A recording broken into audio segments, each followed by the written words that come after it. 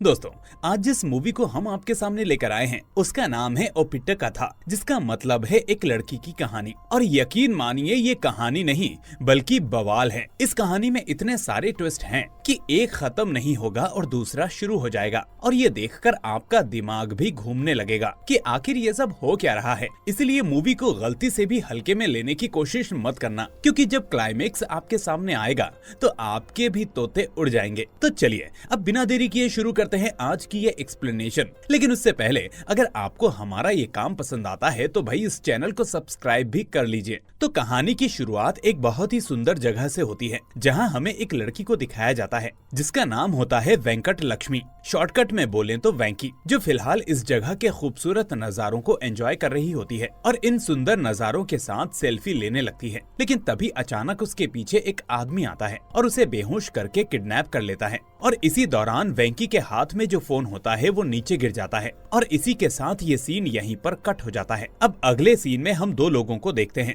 जिसमें से एक का नाम होता है क्रिश और दूसरे आदमी का नाम होता है वीर राजू। और जिस वेंकी नाम की लड़की का किडनैप हुआ था वो वीर राजू की ही बेटी है, और उसी की वजह से यहाँ ये दोनों पुलिस स्टेशन में वेंकी की मिसिंग कंप्लेंट लिखवाने आए होते हैं। यहाँ राजू इंस्पेक्टर अजय को अपनी बेटी के बारे में बताने लगता है कि वेंकी अपने कुछ दोस्तों के साथ घूमने के लिए अरकू गई हुई थी और मैंने वेंकी के साथ अपने एक ड्राइवर को भी भेजा था जिसका नाम प्रभु है। अभी 3 दिन हो चुके हैं और उन दोनों का कोई अता पता नहीं है, यहाँ तक कि उनका फोन भी बंद जा रहा है। आप कुछ करिए इंस्पेक्टर साहब, मेरी बेटी पता नहीं कहाँ और किस हालत में होगी। इसी के साथ सीन यहाँ से कुछ साल पहले शिफ्ट होता है, जहाँ हमें पता चलता है कि वेंकी के बचपन में ही उसकी माँ की मृत्यु हो गई थी और तभी से राजू अपनी बेटी को बहुत लाड़ प्यार से पालता हुआ आ रहा है। ये दोनों बचपन से ही एक दोस्त की तरह एक दूसरे का ख्याल रखते हैं। और यहाँ एक बात ये भी है कि वेंकी साईं बाबा की बहुत बड़ी भक्त होती है, वो हर समय सिर्फ उन्हीं की पूजा करती है।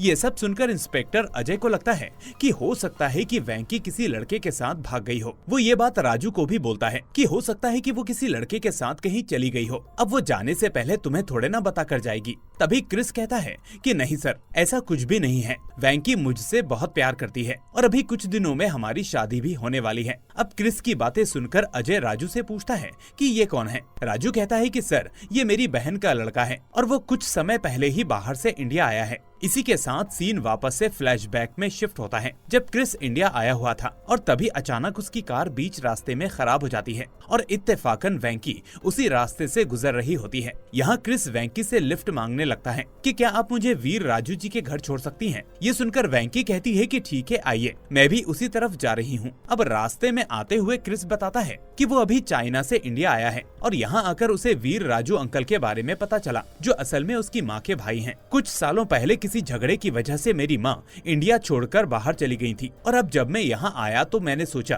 कि क्यों ना अपने अंकल से मिलता चलूं। अब जैसे ही वेंकी क्रिस को राजू से मिलवाती है, तब जाकर क्रिस को पता चलता है कि वेंकी कोई और नहीं बल्कि वीर राजू की बेटी और उसकी कजिन है। अब घर के अंदर आने पर जब ये तीनों आपस में बात कर रहे होते हैं, तभी अचानक क्रिस को उसकी माँ का फोन आता है और जैसे ही क्रिस वो फोन राजू को देता है तो क्रिस की माँ वो फोन काट देती है, यानी अभी भी वो अपने भाई से बहुत नाराज थी। ये जानकर बेचारा वीर राजू बहुत दुखी होता है। लेकिन तभी अचानक बाहर एक आदमी आता है जो राजू को बाहर बुलाता है। अब राजू उस आदमी से मिलने बाहर चला जाता है और इधर हम वेंकी और क्रिस को आपस में हंसी मजाक करता हुआ देखते हैं। अब अगले दिन वेंकी क्रिस को अपने थिएटर ले जाती है, मतलब राजू का एक थिएटर होता है और इस थिएटर में हमेशा उल्टी सीधी मूवीज चलती रहती हैं। यहाँ वेंकी अपने पिता को टिफिन देने के लिए थिएटर के अंदर जाती है और तभी क्रिस की माँ उसे कॉल करती है। वो कहती है कि अब तुमको जल्दी से शादी कर लेनी चाहिए। लेकिन इधर धीरे धीरे क्रिस वेंकी को पसंद करने लगता है और यही बात वो अपनी माँ को भी बता देता है और इसी बीच वेंकी और क्रिस भी एक दूसरे के करीब आने लगते हैं। तभी एक दिन वेंकी क्रिस को अपने फेवरेट टेम्पल लेकर जाती है और यहाँ आने के बाद क्रिस डिसाइड करता है कि आज वो अपने दिल की बात वेंकी को बोलकर ही रहेगा। अब यही सोचते हुए क्रिस उठता है और उसके दिल में वेंकी के लिए जो भी फीलिंग्स होती हैं वो सब वेंकी को बताने लगता है कि वेंकी, मैं तुम्हें बहुत प्यार करता हूँ, अगर तुमको भी मैं पसंद हूँ तो मैं तुमसे जल्दी शादी करना चाहता हूँ। अगर तुम्हारा जवाब हाँ है तो कल तुम मेरे लिए साड़ी पहन कर आना, इसी से मैं समझ जाऊंगा कि तुम भी मुझसे प्यार करती हो। अब ये सब सुनने के बाद वेंकी क्रिस को कुछ भी जवाब नहीं देती और अब बारिश आने की वजह से दोनों वापस घर चले जाते हैं। अब अगले दिन वेंकी साड़ी पहनकर बाहर आती है और ये देखकर क्रिस बहुत खुश हो जाता है। अब क्योंकि वेंकी का आज लास्ट एग्जाम होता है तो क्रिस वेंकी को बेस्ट ऑफ लक बोलकर उसे वहाँ से भेज देता है। वेंकी के जाने के बाद क्रिस राजू के पास आकर उसे सारी बात बताता है कि कैसे वो और वेंकी एक दूसरे को पसंद करते हैं और क्रिस वेंकी से शादी करना चाहता है। अब ये सब सुनकर राजू भी बहुत खुश होता है। यहाँ क्रिस को बैंगलोर में कुछ काम होने की वजह से वो कुछ दिनों के लिए बैंगलोर चला जाता है और यही सब वो राजू को बताने लगता है। उधर वेंकी के एग्जाम खत्म होने के बाद वेंकी राजू के पास आकर कहती है कि पापा, मैं और मेरे सभी दोस्त घूमने के लिए अरक्कू जा रहे हैं, प्लीज आप मुझे घूमने के लिए अपनी गाड़ी दे दीजिए। ये सुनने के बाद पहले तो राजू वेंकी की बात नहीं मानता, लेकिन बाद में वेंकी के इमोशनल ब्लैकमेल करने पर वो वेंकी की बात मान लेता है। लेकिन वो कहता है कि तुम अकेले नहीं जाओगी, मैं तुम्हारे साथ प्रभु को भेजता हूँ एज अ ड्राइवर, वो तुम्हें सुरक्षित ले जाएगा और साथ में वापस भी ले आएगा। ये बात सुनकर वेंकी भी हाँ कर देती है। अब वेंकी के जाने के 2 दिन बाद से ही राजू वेंकी को बार बार कॉल कर रहा है, लेकिन उसका फोन नहीं लग रहा। उसने ड्राइवर प्रभु को भी कई बार कॉल किया, लेकिन उसका भी फोन नहीं लगता। अब यही बात राजू प्रेजेंट में अजय को बता रहा होता है। ये सुनकर अजय पूछता है कि क्या आप लोगों को किसी पर कोई शक है, तो दोनों इसके लिए मना कर देते हैं और यहाँ से चले जाते हैं। अब बाहर आकर क्रिस राजू को ऑटो में बैठाकर वापस पुलिस स्टेशन के अंदर आता है और अजय से कहता है कि सर, आपने पूछा ना कि किसी पर कोई शक है, तो सर मुझे एक लड़के पर शक है और मुझे पूरा यकीन है कि जरूर वेंकी के साथ उसने ही कुछ किया होगा और उस लड़के का नाम है प्रभु, जो वीर राजू अंकल के थिएटर में ही काम करता है और असल में वो एक गुंडा भी है। इसी के साथ सीन यहाँ से प्रभु पर शिफ्ट होता है और हम वही सीन देखते हैं जब क्रिस राजू के घर पर आया हुआ था। यहाँ जब राजू को किसी आदमी ने बाहर बुलाया था तो वो कोई और नहीं बल्कि प्रभु ही था। दरअसल यहाँ प्रभु राजू को थिएटर का अमाउंट देने आया हुआ था और बातों ही बातों में प्रभु राजू से हंसी मजाक करने लगता है, जिस बात पर राजू को गुस्सा आ जाता है और वो प्रभु को जोरदार थप्पड़ जड़ देता है। अब ये सीन देखकर वेंकी प्रभु पर जोर जोर से हंसने लगती है। ये देखकर प्रभु को बिल्कुल भी अच्छा नहीं लगता। वहीं अगले दिन जब वेंकी क्रिस को थिएटर लेकर आई थी, उस दिन भी प्रभु थिएटर में पोस्टर लगा रहा था और इसी बीच मौका देखकर प्रभु वेंकी के साथ बदतमीजी करने लगता है। तभी क्रिस वहाँ आता है और पूछता है कि वेंकी कोई दिक्कत है क्या, तो वेंकी क्रिस को कुछ न बताते हुए उसका हाथ पकड़कर उसे वहाँ से ले जाती है। ऐसे ही होली वाले दिन भी प्रभु वेंकी का हाथ पकड़ता है, जिसकी वजह से वेंकी को प्रभु पर बहुत गुस्सा आता है और सारे लोगों के सामने वो प्रभु को एक जोरदार थप्पड़ लगाती है। इसके बाद सीन प्रेजेंट डे पर शिफ्ट होता है। यहाँ क्रिस अजय से कहता है कि सर, मेरे अंकल को प्रभु के बारे में कुछ भी पता नहीं है कि वो किस तरह का इंसान है और इसी वजह से उन्होंने प्रभु को ड्राइवर बनाकर वेंकी के साथ भेज दिया है। इसके बाद अजय जांच पड़ताल करने प्रभु के घर जाता है। यहाँ पर प्रभु के फादर अजय को बताते हैं कि सर, मेरा बेटा तो हैदराबाद जा चुका है और उसको गए हुए 3 दिन हो चुके हैं। और तभी अचानक अजय को अपनी टीम से ये इन्फॉर्मेशन मिलती है कि प्रभु हैदराबाद में नहीं बल्कि इसी गाँव में ही कहीं छुपा हुआ है। अब थोड़ी बहुत कोशिश करने पर ही अजय प्रभु को ढूंढ निकालता है और उसे सीधा लॉकअप में लेकर आता है। यहाँ अजय प्रभु से पूछता है कि बता, तूने वेंकी के साथ क्या किया, वेंकी अभी कहाँ है? प्रभु घबराते हुए कहता है कि सर, मुझे वेंकी के बारे में कुछ भी पता नहीं, मैं नहीं जानता कि वेंकी कहाँ पर है और वैसे भी सर, मैं वेंकी को बहुत प्यार करता हूँ, मैं उसको कैसे नुकसान पहुँचा सकता हूँ। ऐसा कहकर प्रभु इंस्पेक्टर अजय को अपनी कहानी सुनाने लगता है कि वेंकी और प्रभु दोनों बचपन से ही एक दूसरे को बहुत पसंद करते थे और वो एक साथ ही बड़े हुए। अब प्रभु पढ़ाई में कमजोर होने की वजह से डिग्री नहीं ले पाता, जिसकी वजह से प्रभु के फादर उसे वीर राजू के पास लेकर आते हैं और वहीं थिएटर में उसकी जॉब लगवा देते हैं। यहाँ प्रभु के साथ उसका एक दोस्त भी होता है जिसका नाम पांडु होता है। वहीं दूसरी तरफ वेंकी पढ़ाई में तेज होने की वजह से वो आगे निकल चुकी होती है। तभी एक दिन वेंकी प्रभु को किसी जगह पर मिलने के लिए बुलाती है और प्रभु को साईं बाबा की बुक देते हुए कहती है कि तुम साईं बाबा का नाम 1 लाख बार लिखो, तब जाकर तुम्हें डिग्री मिल पाएगी। ये सुनने के बाद पांडु प्रभु से कहता है कि अरे भाई, इतनी बार नाम लिखने से तो अच्छा है कि एक बार तुम अपना एग्जाम ठीक से पढ़कर देकर आओ। लेकिन प्रभु कुछ क्रिएटिव करना चाहता था, तो इस बार प्रभु पांडु को एक आइडिया देता है कि प्रभु, क्यों ना हम रिव्यू का एक YouTube चैनल खोल लें। फिर क्या था, ये दोनों फौरन अपना YouTube चैनल खोलकर उस थिएटर के बाहर आ जाते हैं और उन लोगों से फीडबैक लेने लगते हैं जो मूवी देखकर थिएटर से बाहर आ रहे थे। इसी बीच एक दिन जब प्रभु राजू का टिफिन लेने उसके घर आता है तो वेंकी घर पर अकेली होती है, जिसकी वजह से ये दोनों एक दूसरे के नजदीक आने लगते हैं और तभी प्रभु वेंकी को किस करने की कोशिश करता है। प्रभु का ये बिहेवियर वेंकी को बिल्कुल भी पसंद नहीं आता और वो प्रभु को थप्पड़ जड़ देती है। वहीं कुछ दिनों बाद प्रभु के फादर को प्रभु और वेंकी के रिश्ते के बारे में पता चल जाता है,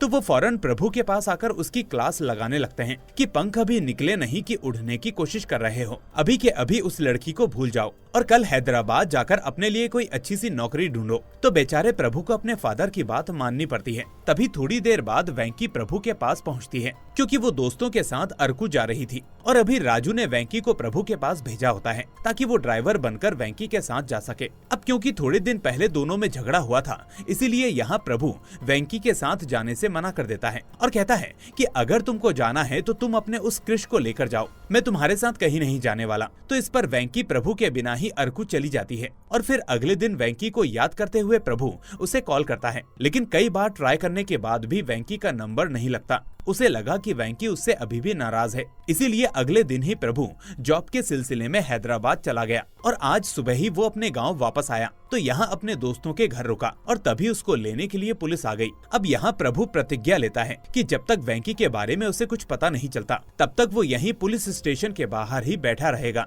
वहीं दूसरी ओर अजय को खबर मिलती है कि अरकू के पास एक जगह पर एक गाड़ी जली हुई हालत में मिली है और तभी एक पुलिस वाला अजय को एक फोन लाकर देता है जिसमें वेंकी दिखाई दे रही थी। दरअसल ये फोन वेंकी का ही होता है। जब वेंकी सेल्फी ले रही होती है तभी पीछे से एक आदमी आकर वेंकी को बेहोश कर देता है और इसी बीच वेंकी के हाथ से फोन छूट जाता है और कुछ इस तरह रिकॉर्डिंग पर सेट हो जाता है कि उसमें ये पूरा सीन रिकॉर्ड हो जाता है। अब बेहोश करने के बाद ये आदमी वेंकी को एक कार में बैठाता है और फिर उस कार को पहाड़ी से धक्का मारकर नीचे गिरा देता है, जिससे वो गाड़ी जलकर वहीं खाक हो जाती है। और इसी रिकॉर्डिंग में उस आदमी की शक्ल भी दिखाई देती है जिसने उस कार को नीचे गिराया था और ये आदमी कोई और नहीं बल्कि क्रिस होता है। ये देखकर अजय सारा मामला समझ जाता है और सोचता है कि अगर ये क्रिस ही है तो वो जरूर इस गांव से भागने का प्लान बना रहा होगा। वहीं इस तरफ हम क्रिस को देखते हैं जिसके पास उसकी माँ का फोन आता है और वो क्रिस को बताती है कि तुम्हारे पापा को हार्ट अटैक आया है, इसीलिए तुम्हें अभी के अभी वापस चाइना आना होगा। दूसरी तरफ अजय जैसे ही पुलिस स्टेशन से बाहर आता है तो उसे प्रभु बाहर बैठा हुआ दिखाई देता है। प्रभु अजय से पूछता है कि सर मेरी वेंकी का कुछ पता चला, वो कहाँ पर है सर? तो अजय यहाँ प्रभु को पूरी सच्चाई नहीं बताता, बस प्रभु को दिलासा देने लगता है कि तुम फिक्र मत करो, वेंकी जहाँ भी होगी बिल्कुल ठीक होगी। तुम अभी अपने घर जाओ और जैसे ही हमें कुछ पता चलेगा हम तुमको इन्फॉर्म कर देंगे। ये सुनकर बेचारा प्रभु दुखी होते हुए वहाँ से जाने लगता है, लेकिन तभी अचानक ये दुखी आत्मा हंसने लगता है और देखते ही देखते इसका रोता हुआ फेस हंसी में बदल जाता है। इधर अजय जल्दी से क्रिस के पास जाने लगता है तो जाते जाते रास्ते में वो यही सोचता है कि जरूर क्रिस ने वेंकी को प्रॉपर्टी के लिए मारा होगा, क्योंकि वीर राजू के पास कोई लड़का नहीं है। उसका जो कुछ भी है वो उसकी बेटी वेंकी का ही है, तो जरूर उस थिएटर को हासिल करने के लिए क्रिस ने ये सब किया होगा। उधर क्रिस अपने फादर के हार्ट अटैक के बारे में राजू को बताने लगता है कि अभी फिलहाल उसके पिता को उसकी जरूरत है, इसीलिए उसे वापस जाना होगा। अब जैसे ही क्रिस वहाँ से निकल रहा होता है तभी रास्ते में अजय क्रिस को देख लेता है और उसे फौरन अरेस्ट करके पुलिस स्टेशन लेकर आता है। यहाँ आकर अजय क्रिस को यही वीडियो क्लिप दिखाता है जिसमें वो वेंकी की कार को धक्का दे रहा था। ये क्लिप देखकर क्रिस इस वीडियो को वापस प्ले करने के लिए बोलता है। यहाँ क्रिस दो चीजें नोटिस करता है। पहली ये कि जब फोन वेंकी के हाथ से नीचे गिरा तो फोन उल्टा होना चाहिए था, तो इस फोन को सीधा किसने किया? और इस क्लिप को देखकर क्लियर पता चल रहा है कि इसे किसी ने जानबूझकर शूट किया है। और दूसरा, उस लड़के को देखिए, उसकी दाढ़ी मेरी दाढ़ी से बिल्कुल भी मैच नहीं खाती, वो अलग और मैं अलग। जरूर ये किसी की साजिश है सर, मुझे कोई इसमें फंसा रहा है। और आप ही बताइए कि मेरी और वेंकी की तो शादी होने वाली थी, तो शादी के बाद तो उसकी प्रॉपर्टी वैसे भी मेरी ही हो जाती, उसके लिए मैं वेंकी को क्यों ही मारूंगा? ये सुनकर वेंकी कहता है कि वेंकी तुमसे नहीं प्रभु से प्यार करती है। तो इस पर क्रिस कहता है कि नहीं सर, ये झूठ है, उसका तो प्रभु के साथ कब का ब्रेकअप हो चुका था और इसीलिए वो प्रभु को छोड़कर मेरे करीब आई थी। होली वाले दिन जब प्रभु वेंकी का हाथ पकड़ रहा था तब भी वेंकी ने उसको थप्पड़ मारा था और उसके बाद मेरे और प्रभु के बीच झगड़ा भी हुआ था। तभी वेंकी ने वहां आकर प्रभु को एक और थप्पड़ मारकर मेरा हाथ पकड़कर मुझे वहां से ले गई थी। इसी बीच क्रिस के पास उसकी माँ का कॉल आता है। वो क्रिस को बताती है कि उसके फादर की कंडीशन धीरे धीरे बिगड़ती जा रही है, तुम कहाँ हो, अभी निकले हो या नहीं? ये सुनकर क्रिस और ज्यादा टूट जाता है। अब क्योंकि ये कॉल क्रिस ने स्पीकर पर रखा हुआ था तो अजय ये सब सुन लेता है और क्रिस को संभालते हुए उसे खुद एयरपोर्ट ड्रॉप करने आता है। यहाँ क्रिस अजय से कहता है कि सर मैं कुछ दिनों में वापस इंडिया आऊंगा और जिसने भी वेंकी के साथ ये सब किया है उसे बिल्कुल नहीं छोड़ूंगा। अब दूसरे सीन में हमें प्रभु को दिखाया जाता है जो अपनी एक बोट के जरिए किसी जगह पर जा रहा होता है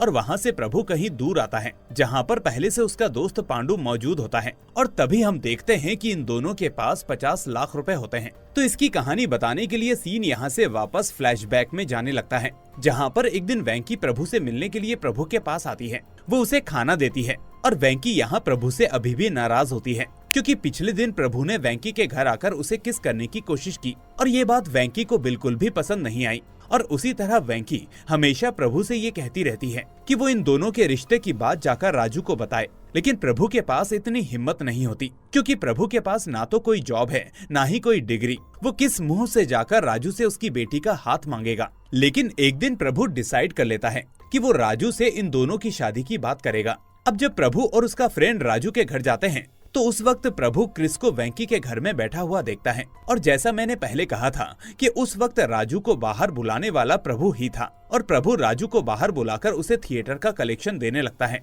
और इसी तरह प्रभु यहाँ राजू से हंसी मजाक करने लगता है जिसकी वजह से राजू उसे एक थप्पड़ भी लगाता है और ये चीज वेंकी देखकर प्रभु पर हंसने लगती है। दरअसल ये एक कॉमेडी सीन होता है जो प्रभु के एंगल से अलग और क्रिस के एंगल से अलग होता है।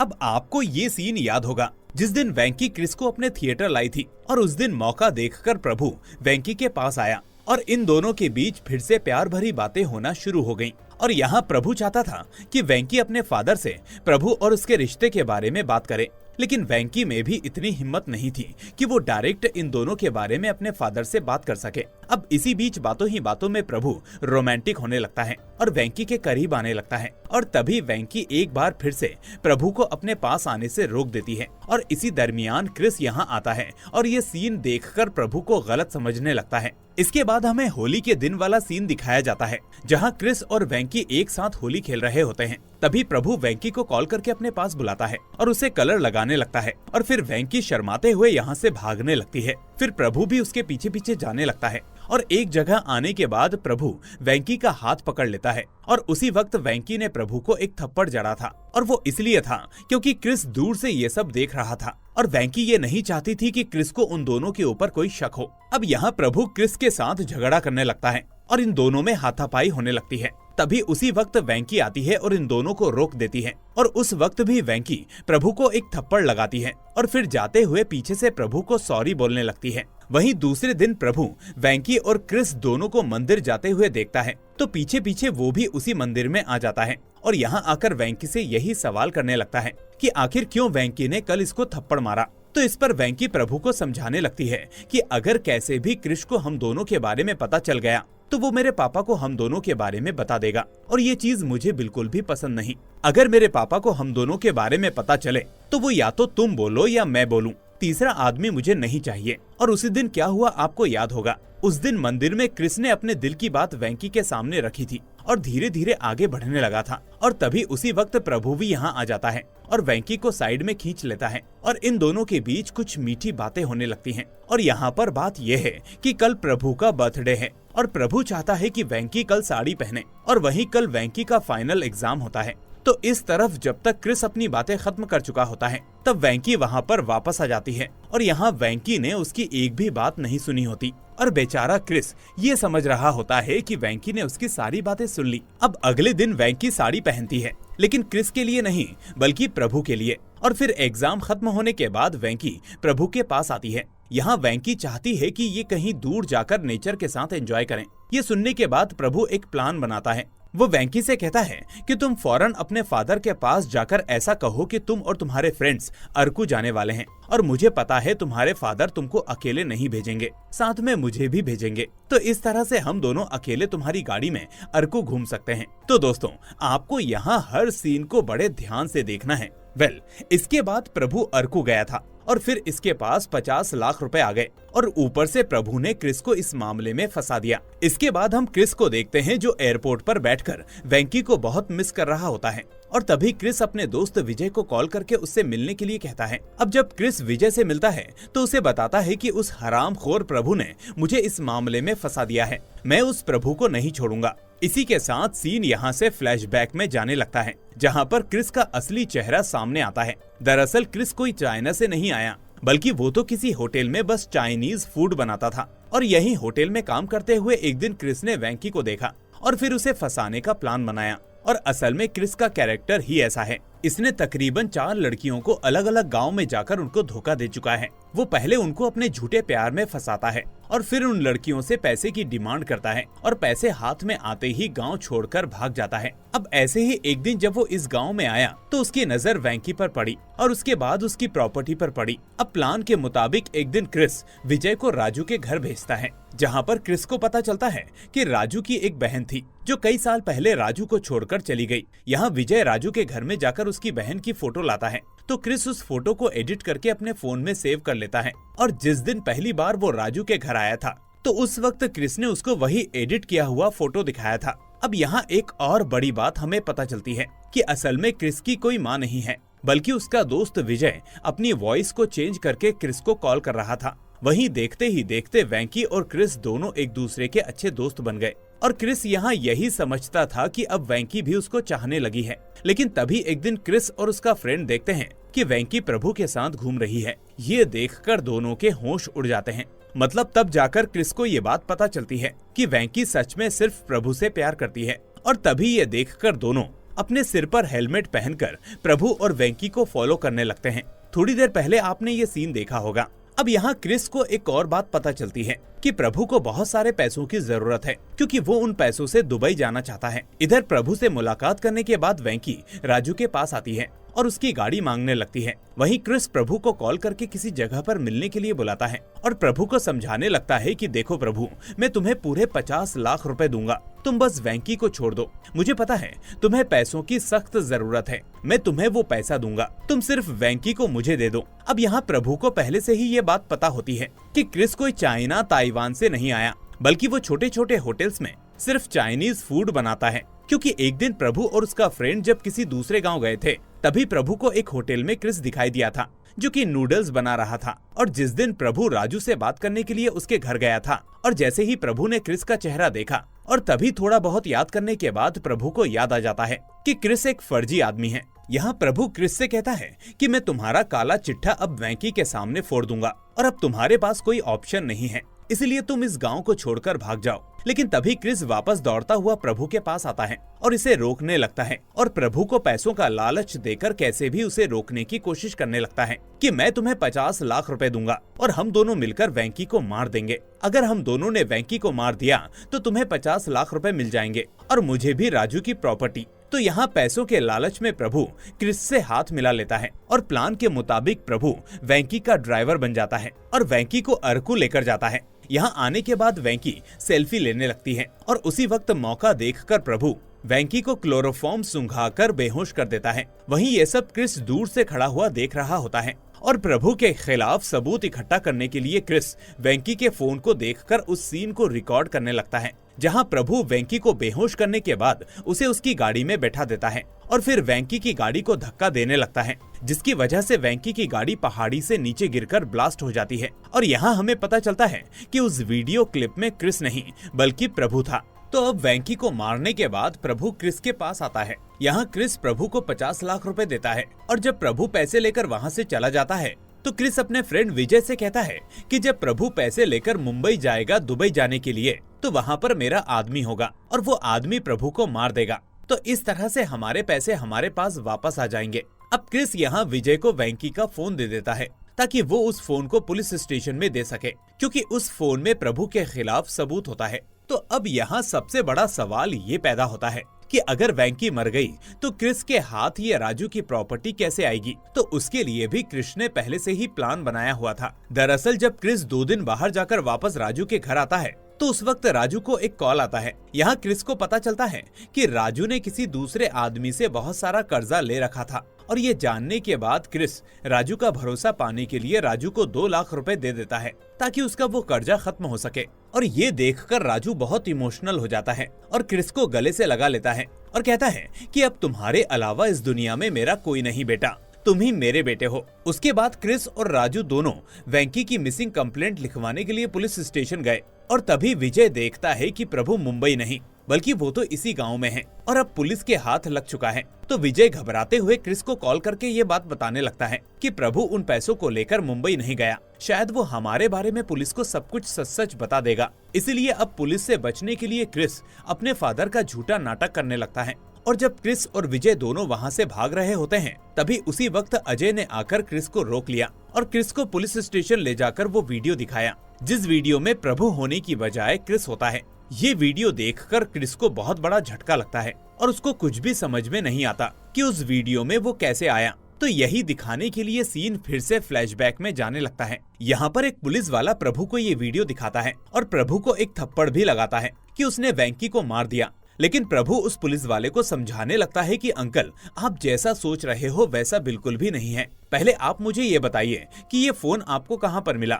तो वो पुलिस वाला प्रभु को बताता है कि एक अनजान लड़के ने मुझे ये फोन लाकर दिया। जब मैंने इस फोन में तुम्हारी वीडियो देखी तो बहुत गुस्सा आया और उस पुलिस वाले ने उस वीडियो को पहले अजय को दिखाने के बजाय प्रभु को ये वीडियो दिखाई। इस वीडियो को देखने के बाद प्रभु अपने फ्रेंड को कॉल करता है जो कि ग्राफिक डिजाइनिंग का काम करता है और अपने फ्रेंड की मदद से प्रभु अपना चेहरा निकालकर क्रिस का चेहरा लगा देता है। और ऐसा करने के बाद तब जाकर प्रभु उस फोन को उस पुलिस वाले को देता है और कहता है कि अब जाइए और ये फोन अंदर अजय सर को दे दीजिए। अब पुलिस वाला प्रभु से पूछता है कि अरे भाई, अब तुम पहले मुझे बताओगे कि हुआ क्या है। तो प्रभु असली सच उस पुलिस वाले को बताने लगता है कि एक दिन क्रिस प्रभु के पास आया और वेंकी को मारने की बात करने लगा, लेकिन प्रभु के दिमाग में कुछ और प्लान चल रहा था। प्रभु ने वेंकी की कार जैसी एक और कार का इंतजाम किया और उस कार को एक बड़ी सी बिल्डिंग के पीछे लाकर खड़ा कर दिया और प्लान के मुताबिक प्रभु ने पहले वेंकी को क्लोरोफॉर्म सुंघाकर उसे एक कार में बैठा दिया और उस कार को धक्का देने लगा।